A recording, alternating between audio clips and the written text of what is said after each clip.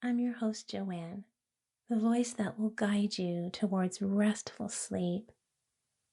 I hope that by listening to my stories on a regular basis, your brain will begin to associate my voice with safety and relaxation, helping you drift off each and every night with comfort and ease.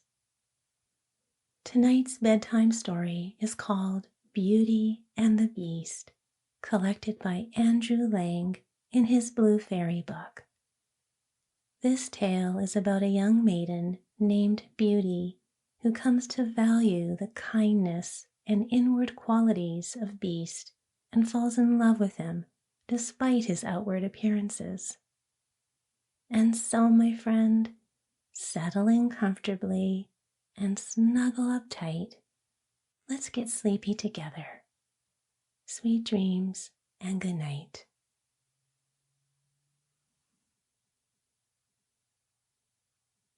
Once upon a time, in a very far-off country, there lived a merchant who had been so fortunate in all his undertakings that he was enormously rich. As he had, however, 6 sons and 6 daughters, he found it was not too much to let them all have everything they fancied, as they were accustomed to do. But one day a most unexpected misfortune befell them.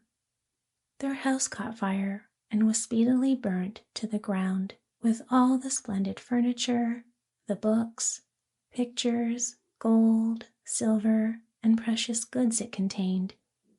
And this was only the beginning of their troubles.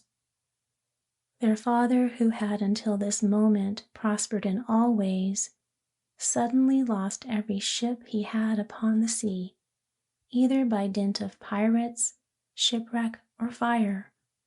Then he heard that his clerks in distant countries, whom he trusted entirely, had proved unfaithful, and at last, from great wealth, he fell into the direst poverty. All that he had left was a little house in a desolate place at least 100 leagues from the town in which he had lived, and to this he was forced to retreat with his children, who were in despair at the idea of leading such a different life. Indeed, the daughters at first hoped that their friends, who had been numerous while they were rich, would insist on their staying in their houses now they no longer possessed one. But they soon found that they were left alone, and that their former friends even attributed their misfortunes to their own extravagance and showed no intention of offering them any help. So nothing was left for them but to take their departure to the cottage, which stood in the midst of a dark forest and seemed to be the most dismal place upon the face of the earth. As they were too poor to have any servants, the girls had to work hard like peasants, and the sons, for their part, cultivated the fields to earn their living. Roughly clothed and living in the simplest way, the girls regretted unceasingly the luxuries and amusements of their former life. Only the youngest tried to be brave and cheerful. She had been as sad as anyone when misfortune overtook her father, but soon recovering her natural cheerfulness, she set to work to make the best of things, to amuse her father and brothers as well as she could, and to try to persuade her sisters to join her in dancing and singing. But they would do nothing of the sort, and because she was not as doleful as themselves, they declared that this miserable life was all she was fit for. But she was far prettier and smarter. Indeed, she was so lovely that she was always called Beauty. After 2 years, when they were all beginning to get used to their new life, something happened to disturb their tranquility. Their father received the news that one of his ships, which he had believed to be lost, had come safely into port with a rich cargo. All the sons and daughters at once thought that their poverty was at an end and wanted to set out directly for the town. But their father, who was more prudent, begged them to wait a little, determined to go himself first to make inquiries. Only the youngest daughter had any doubt that they would soon again be as rich as they were before, or at least rich enough to live comfortably in some town where they would find amusement and companions once more. So they all loaded their father with commissions for jewels and dresses, which it would have taken a fortune to buy. Only Beauty, feeling sure that it was of no use, did not ask for anything. Her father, noticing her silence, said, "And what shall I bring you, Beauty?" "The only thing I wish for is to see you come home safely," she answered. But this only vexed her sisters, who fancied she was blaming them for having asked for such costly things. Her father, however, was pleased, but as he thought that at her age she certainly ought to like pretty presents, he told her to choose something. "Well, dear father," she said, "as you insist upon it, I beg that you will bring me a rose. I have not seen one since we came here, and I love them so much." So the merchant set out and reached the town as quickly as possible, but only to find that his former companions, believing him to be dead, had divided between them the goods which the ship had brought, and after 6 months of trouble and expense, he found himself as poor as when he started, having been able to recover only just enough to pay the cost of the journey. To make matters worse, he was obliged to leave the town in the most terrible weather, so that by the time he was within a few leagues of his home, he was almost exhausted with cold and fatigue. Though he knew it would take some hours to get through the forest, he was so anxious to be at his journey's end that he resolved to go on, but night overtook him, and the deep snow and bitter frost made it impossible for his horse to carry him any further. Not a house was to be seen. The only shelter he could get was the hollow trunk of a great tree, and there he crouched all the night, which seemed to him the longest he had ever known. In spite of his weariness, the howling of the wolves kept him awake, and even when at last the day broke, he was not much better off, for the falling snow had covered up every path, and he did not know which way to turn. At length he made out some sort of track, and though at the beginning it was so rough and slippery that he fell down more than once, it presently became easier and led him into an avenue of trees which ended in a pleasant castle. It seemed to the merchant very strange that no snow had fallen in the avenue, which was entirely composed of orange trees covered with flowers and fruit.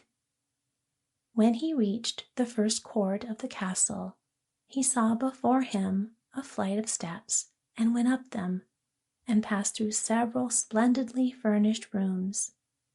The pleasant warmth of the air revived him, and he felt very hungry, but there seemed to be nobody in all this vast and splendid palace whom he could ask to give him something to eat. Deep silence reigned everywhere, and at last, tired of roaming through empty rooms and galleries, he stopped in a room smaller than the rest, where a clear fire was burning and a couch was drawn up closely to it. Thinking that this must be prepared for someone who was expected, he sat down to wait till he should come, and very soon fell into a sweet sleep.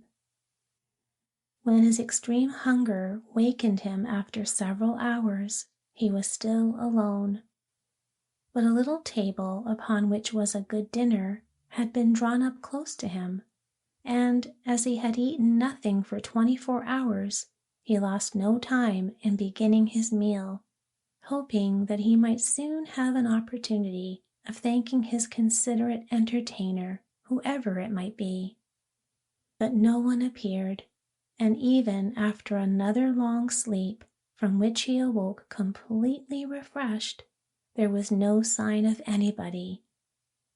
Being naturally timid, the silence began to terrify him, and he resolved to search once more through all the rooms, but it was of no use. Not even a servant was to be seen.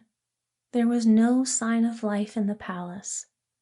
He began to wonder what he should do, and to amuse himself by pretending that all the treasures he saw were his own, and considering how he would divide them among his children.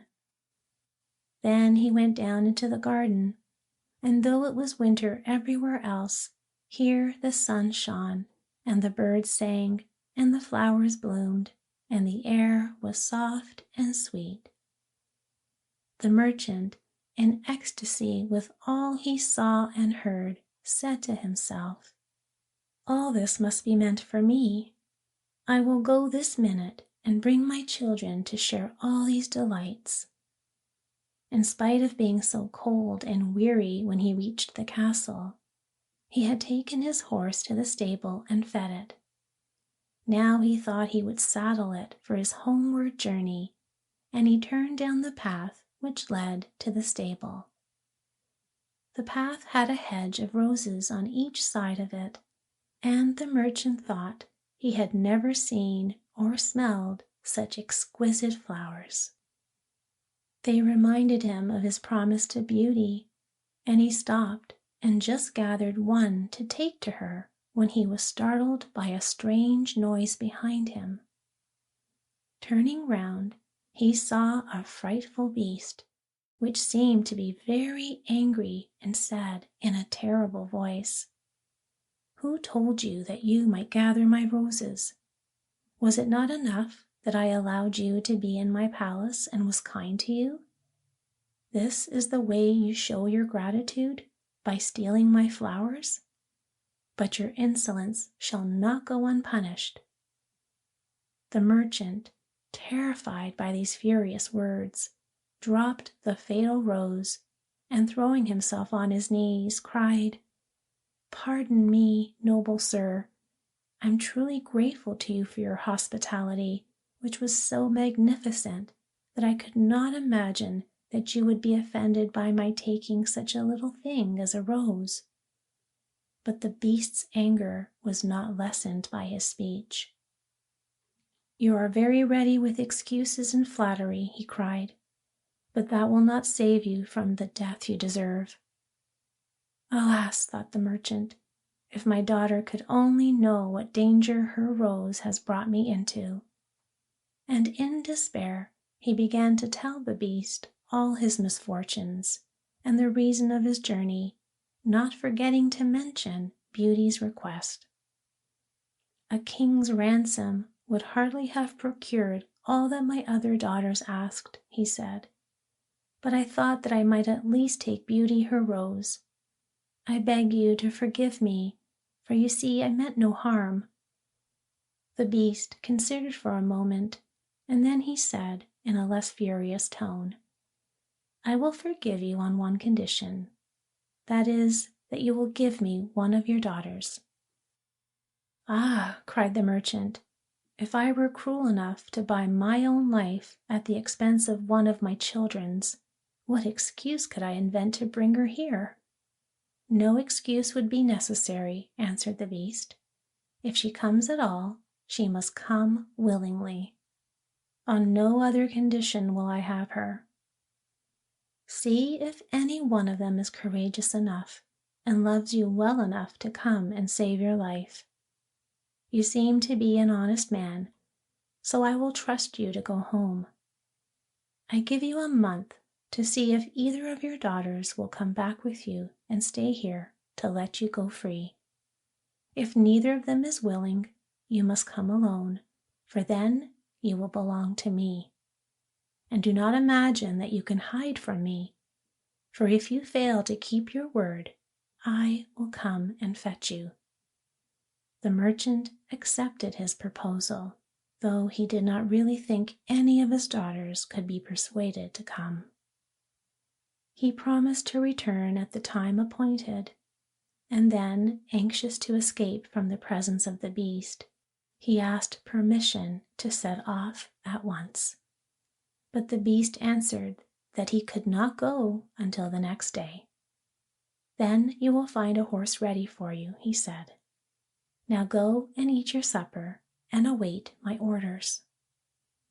The poor merchant, more dead than alive, went back to his room, where the most delicious supper was already served on the little table which was drawn up before a blazing fire.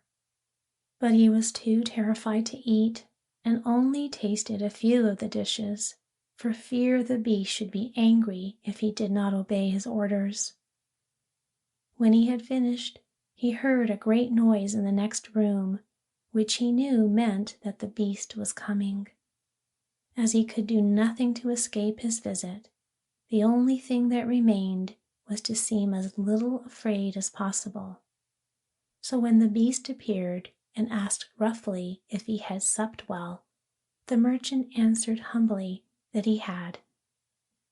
Then the beast warned him to remember their agreement and to prepare his daughter exactly for what she had to expect. "Do not get up tomorrow," he added, "until you see the sun and hear a golden bell ring.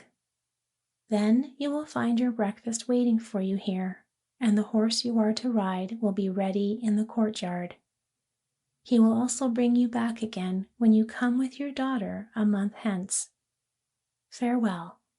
Take a rose to Beauty, and remember your promise." The merchant was only too glad when the beast went away, and though he could not sleep for sadness, he lay down until the sun rose. Then, after a hasty breakfast, he went to gather Beauty's rose, and mounted his horse, which carried him off so swiftly that in an instant he had lost sight of the palace, and he was still wrapped in gloomy thoughts when it stopped before the door of the cottage. His sons and daughters, who had been very uneasy at his long absence, rushed to meet him, eager to know the result of his journey, which, seeing him mounted upon a splendid horse and wrapped in a rich mantle, they supposed to be favorable. He hid the truth from them at first, only saying sadly to Beauty as he gave her the rose, "Here is what you asked me to bring you. You little know what it has cost." But this excited their curiosity so greatly that presently he told them his adventures from beginning to end, and then they were all very unhappy. The girls lamented loudly over their lost hopes, and the sons declared that their father should not return to this terrible castle, and began to make plans for killing the beast if he should come to fetch him. But he reminded them that he had promised to go back. Then the girls were very angry with Beauty, and said it was all her fault, and that if she had asked for something sensible, this would never have happened, and complained bitterly that they should have to suffer for her folly. Poor Beauty, much distressed, said to them, "I have indeed caused this misfortune, but I assure you I did it innocently. Who could have guessed that to ask for a rose in the middle of summer would cause so much misery? But as I did the mischief, it is only just that I should suffer for it. I will therefore go back with my father to keep his promise." At first nobody would hear of this arrangement, and her father and brothers, who loved her dearly, declared that nothing should make them let her go. But Beauty was firm. As the time drew near, she divided all her little possessions between her sisters, and said goodbye to everything she loved. And when the fatal day came, She encouraged and cheered her father as they mounted together the horse which had brought him back. It seemed to fly rather than gallop, but so smoothly that Beauty was not frightened. Indeed, she would have enjoyed the journey if she had not feared what might happen to her at the end of it. Her father still tried to persuade her to go back, but in vain. While they were talking, the night fell, and then, to their great surprise, wonderful colored lights began to shine in all directions, and splendid fireworks blazed out before them. All the forest was illuminated by them, and even felt pleasantly warm, though it had been bitterly cold before. This lasted until they reached the avenue of orange trees, where were statues holding flaming torches, and when they got nearer to the palace, they saw that it was illuminated from the roof to the ground, and music sounded softly from the courtyard.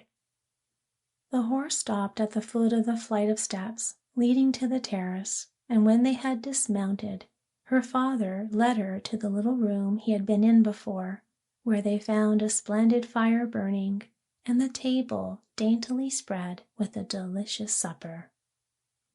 The merchant knew that this was meant for them, and Beauty, who was rather less frightened now that she had passed through so many rooms and seeing nothing of the beast, was quite willing to begin, for her long ride had made her very hungry.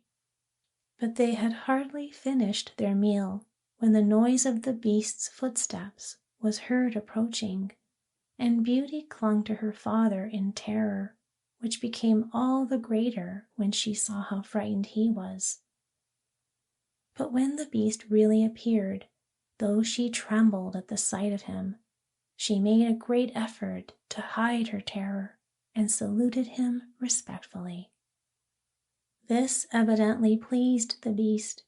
After looking at her, he said, in a tone that might have struck terror in the boldest heart, though he did not seem to be angry, "Good evening, old man."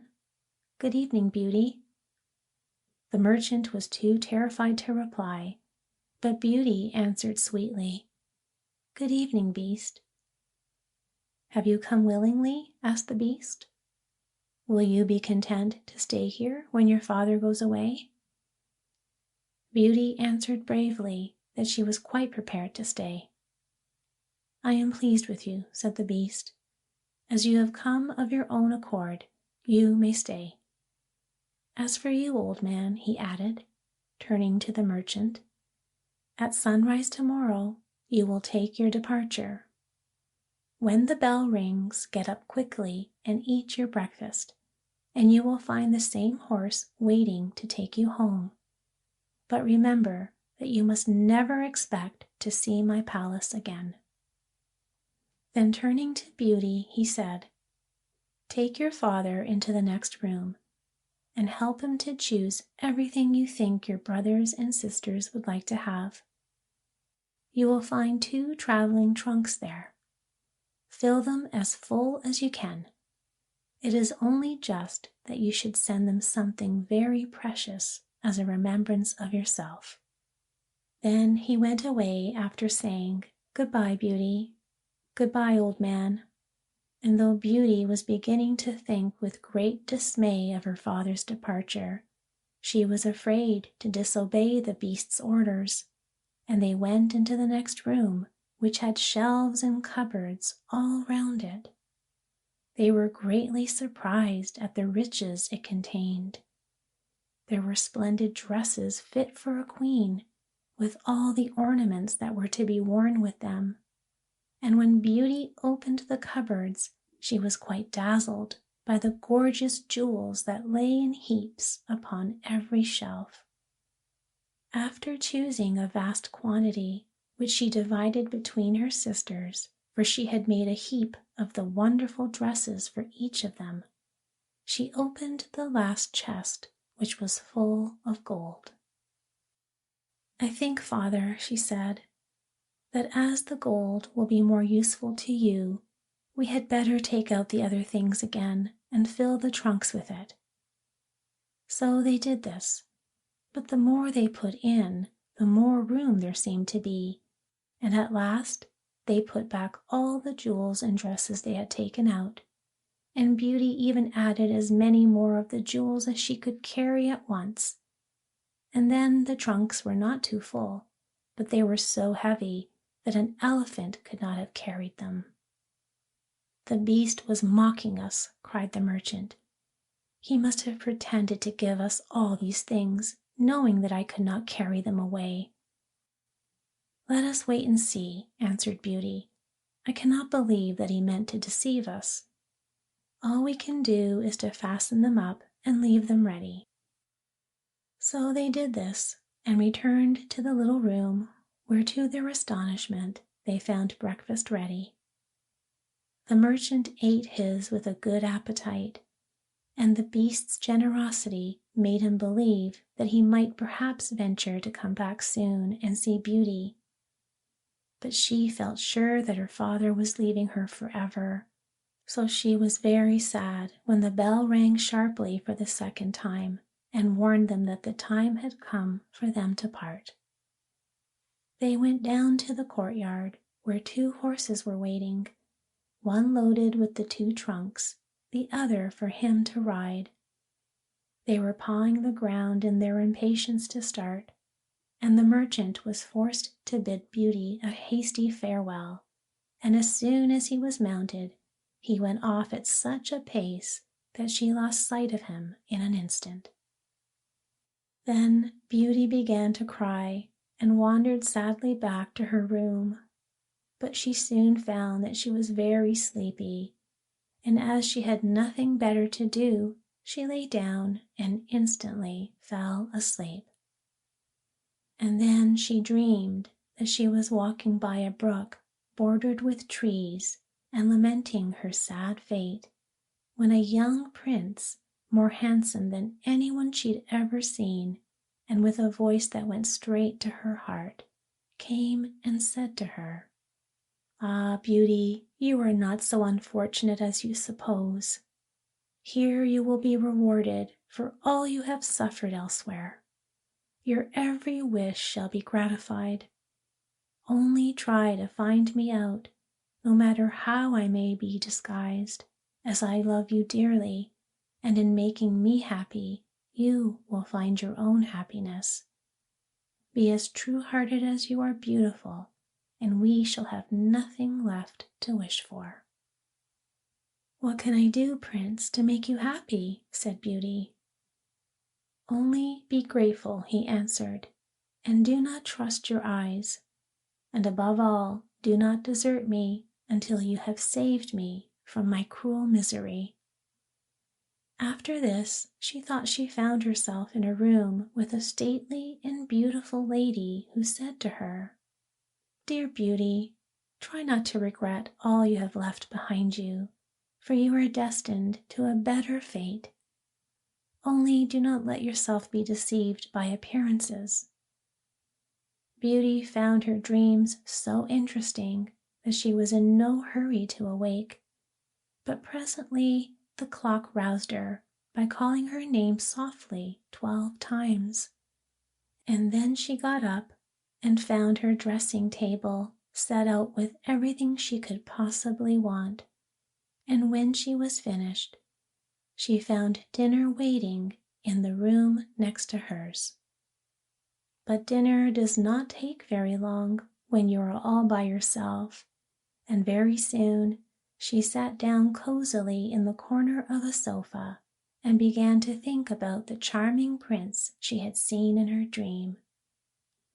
"He said I could make him happy," said Beauty to herself. "It seems, then, that this horrible beast keeps him a prisoner. How can I set him free? I wonder why they both told me not to trust appearances. I don't understand it. But after all, it was only a dream, so why should I trouble myself about it? I had better go and find something to do to amuse myself."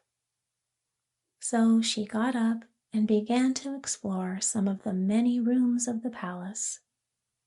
The first she entered was lined with mirrors, and Beauty saw herself reflected on every side and thought she had never seen such a charming room. Then a bracelet, which was hanging from a chandelier, caught her eye, and on taking it down, she was greatly surprised to find that it held a portrait of her unknown admirer, just as she had seen him in her dream. With great delight, she slipped the bracelet on her arm and went on into a gallery of pictures, where she soon found a portrait of the same handsome prince, as large as life, and so well painted that as she studied it, he seemed to smile kindly at her. Tearing herself away from the portrait at last, she passed through into a room which contained every musical instrument under the sun, and here she amused herself for a long while in trying some of them and singing until she was tired. The next room was a library, and she saw everything she had ever wanted to read, as well as everything she had read, and it seemed to her that a whole lifetime would not be enough to even read the names of the books. There were so many. By this time, it was growing dusk, and wax candles in diamond and ruby candlesticks were beginning to light themselves in every room. Beauty found her supper served just at the time she preferred to have it, but she did not see anyone or hear a sound. And though her father had warned her that she would be alone, she began to find it rather dull. But presently she heard the beast coming, and wondered fearfully if he meant to eat her up now. However, as he did not seem at all ferocious, and only said gruffly, "Good evening, Beauty," she answered cheerfully and managed to conceal her terror. Then the beast asked her how she had been amusing herself, and she told him all the rooms she had seen. Then he asked if she thought she could be happy in his palace, and Beauty answered that everything was so beautiful that she would be very hard to please if she could not be happy. And after about an hour's talk, Beauty began to think that the beast was not nearly so terrible as she had supposed at first. Then he got up to leave her and said in his gruff voice, "Do you love me, Beauty? Will you marry me?" "Oh, what shall I say?" cried Beauty, for she was afraid to make the beast angry by refusing. "Say yes or no without fear," he replied. "Oh, no," said Beauty hastily. "Very well. Good night, Beauty," he said. And she answered, "Good night, beast," very glad to find that her refusal had not provoked him. And after he was gone, she was very soon in bed and asleep, and dreaming of her unknown prince. She thought he came and said to her, "Ah, Beauty, why are you so unkind to me? I fear I am fated to be unhappy for many a long day still." And then her dreams changed, but the charming prince figured in them all.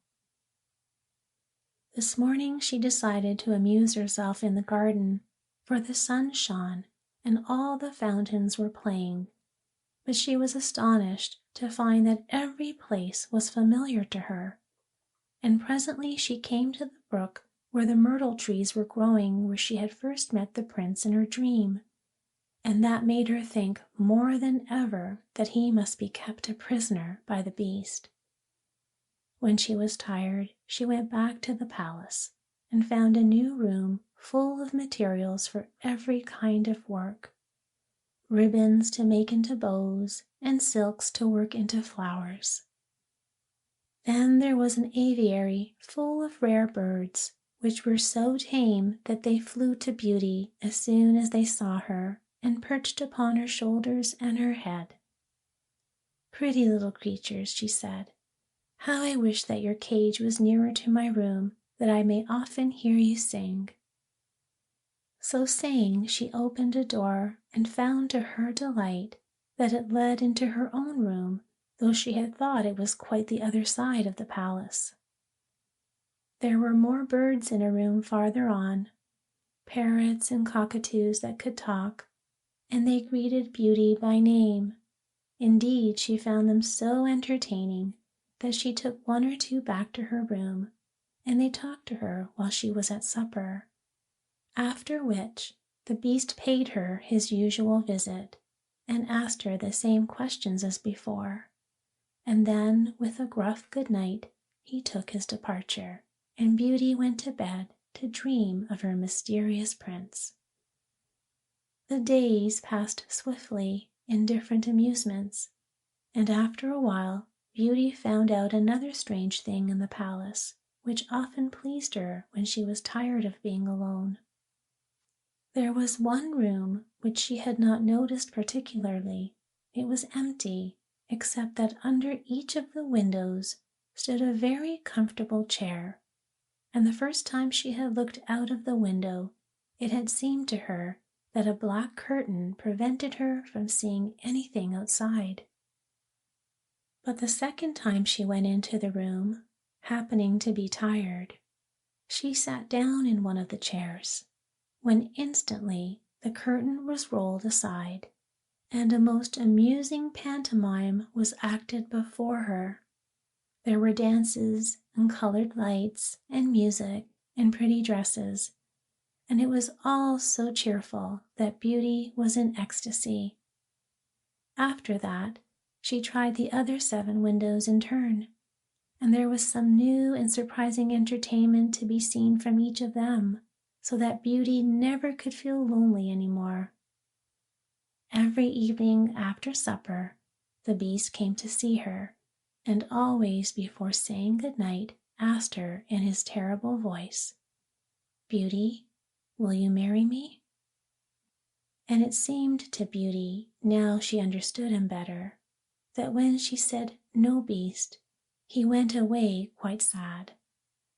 But her happy dreams of the handsome young prince soon made her forget the poor Beast, and the only thing that at all disturbed her was to be constantly told to distrust appearances, to let her heart guide her and not her eyes, and many other equally perplexing things which, consider as she would, she could not understand.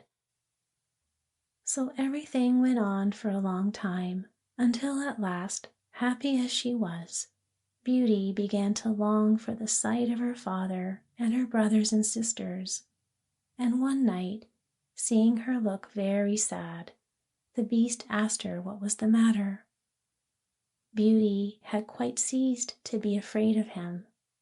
Now she knew that he was really gentle in spite of his ferocious looks and his dreadful voice. So she answered that she was longing to see her home once more. Upon hearing this, the Beast seemed sadly distressed and cried miserably, "Ah, Beauty, have you the heart to desert an unhappy beast like this? What more do you want to make you happy? Is it because you hate me that you want to escape?" "No, dear Beast," answered Beauty softly. "I do not hate you, and I should be very sorry never to see you any more, but I long to see my father again. Only let me go for 2 months, and I promise to come back to you and stay for the rest of my life." The Beast, who had been sighing dolefully while she spoke, now replied, "I cannot refuse you anything you ask, even though it should cost me my life. Take the 4 boxes you will find in the room next to your own, and fill them with everything you wish to take with you. But remember your promise and come back when the 2 months are over, for if you do not come in good time, you will find your faithful Beast dead. You will not need any chariot to bring you back. Only say goodbye to all your brothers and sisters the night before you come away, and when you have gone to bed, Turn this ring round upon your finger and say firmly, I wish to go back to my palace and see my beast again. Good night, Beauty. Fear nothing. Sleep peacefully, and before long you shall see your father once more. As soon as Beauty was alone, she hastened to fill the boxes with all the rare, precious things she saw about her, and only when she was tired of heaping things into them did they seem to be full. Then she went to bed, but could hardly sleep for joy, and when at last she did begin to dream of her beloved prince, she was grieved to see him stretched upon a grassy bank, sad and weary and hardly like himself. What is the matter? She cried. He looked at her reproachfully and said, How can you ask me, cruel one? Are you not leading me to my death, perhaps? Oh, don't be sorrowful, cried Beauty. I'm only going to assure my father that I am safe and happy. I have promised the beast faithfully that I will come back, and he would die of grief if I did not keep my word. What would that matter to you? Said the prince. Surely you would not care. Indeed, I should be ungrateful if I did not care for such a kind beast, cried Beauty. I would die to save him from pain. I assure you, it is not his fault that he is so ugly. Just then, a strange sound woke her. Someone was speaking not very far away, and opening her eyes, she found herself in a room she had never seen before, which was certainly not nearly so splendid as those she was used to in the beast's palace. Where could she be? She got up and dressed hastily, and then saw that the boxes she had packed the night before were all in the room. While she was wondering by what magic the beast had transported them and herself to this strange place, she suddenly heard her father's voice, and rushed out and greeted him joyfully. Her brothers and sisters were all astonished at her appearance, as they never expected to see her again, and there was no end to the questions they asked her. She had also much to hear about what happened to them while she was away, and of her father's journey home. But when they heard that she had only come to be with them for a short time, they lamented loudly. Then Beauty asked her father what he thought could be the meaning of her strange dreams, and why the prince constantly begged her not to trust appearances. After much consideration, he answered, You tell me yourself that the beast, frightful as he is, loves you dearly, and deserves your love and gratitude for his gentleness and kindness. I think the prince must mean you ought to reward him by doing as he wishes you to, in spite of his ugliness. Beauty could not help seeing that this seemed very probable. Still, when she thought of her dear prince, who was so handsome, she did not feel at all inclined to marry the beast. At any rate, for 2 months she need not decide, but could enjoy herself with her sisters. But though they were rich now, and lived in town again, and had plenty of acquaintances, Beauty found that nothing amused her very much, and she often thought of the palace, where she was so happy, especially as at home she never once dreamed of her dear prince, and she felt quite sad without him. Then her sisters seemed to have got quite used to being without her, and even found her to be in the way, so she would not have been sorry when the 2 months were over, but for her father and brothers, who begged her to stay, and seemed so grieved at the thought of her departure that she had not the courage to say goodbye to them. Every day when she got up, she meant to say it at night, and when night came, she put it off again, until at last she had a dismal dream which helped her to make up her mind.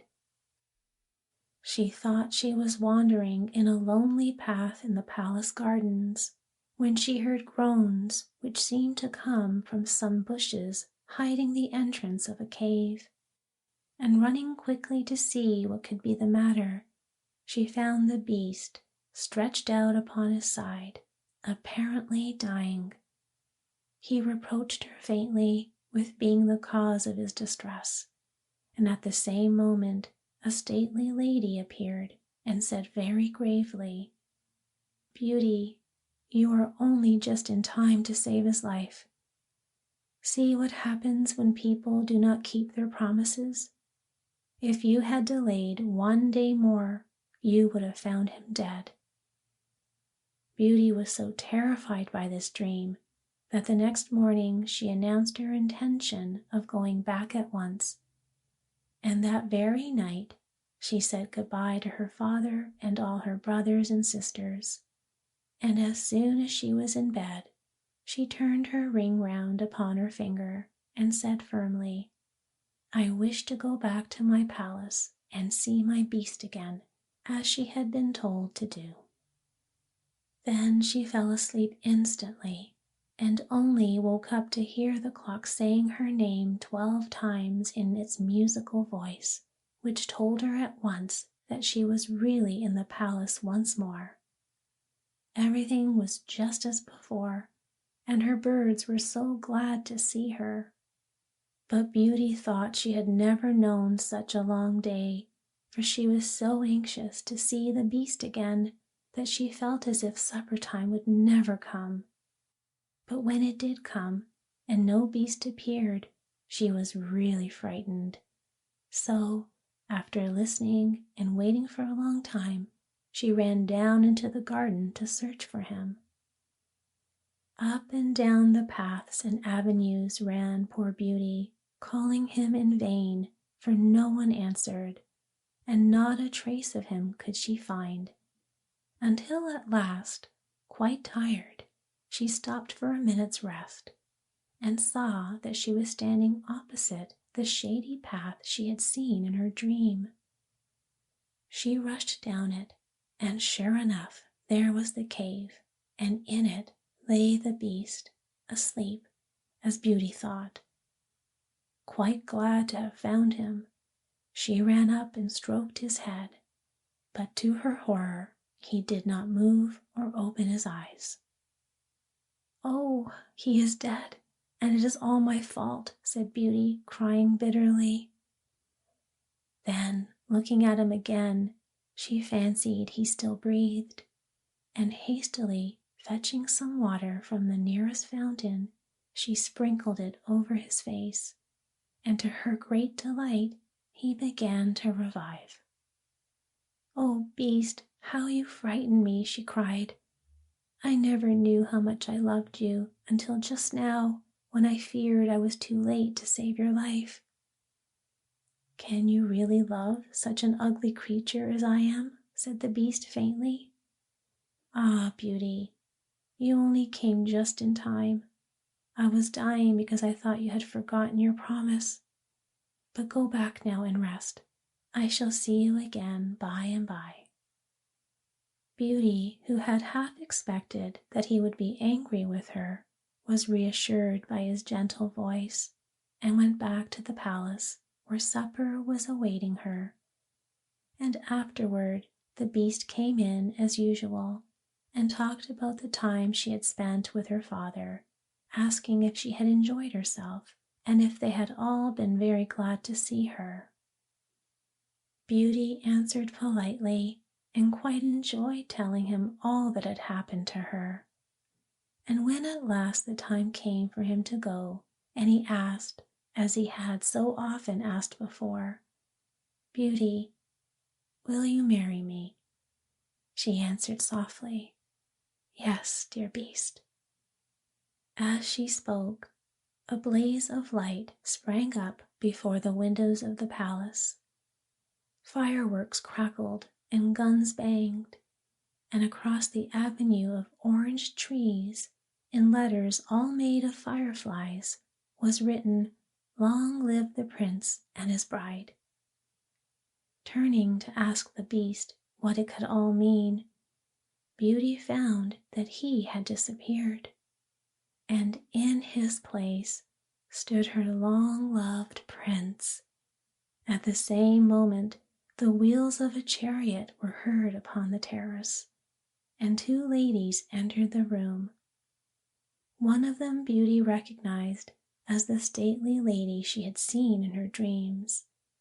The other was also so grand and queenly that Beauty hardly knew which to greet first. But the one she already knew said to her companion, "Well, Queen, this is Beauty, who has had the courage to rescue your son from the terrible enchantment. They love one another, and only your consent to their marriage is wanting to make them perfectly happy." "I consent with all my heart," cried the Queen. "How can I ever thank you enough, charming girl, for having restored my dear son to his natural form?" And then she tenderly embraced Beauty and the Prince, who had meanwhile been greeting the fairy and receiving her congratulations. "Now," said the fairy to Beauty, "I suppose you would like me to send for all your brothers and sisters to dance at your wedding?" And so she did, and the marriage was celebrated the very next day with the utmost splendor, and Beauty and her prince lived happily ever after.